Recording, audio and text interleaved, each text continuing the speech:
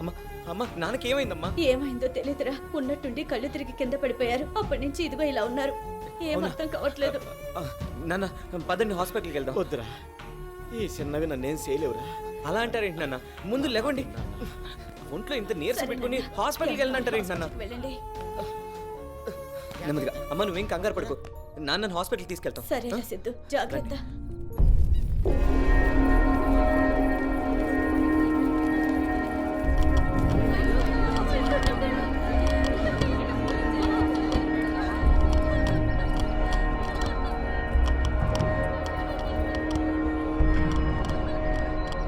చూసారా వీడు చేసిన దుర్మార్గానికి ఎంత దారుణంగా చచ్చాడో.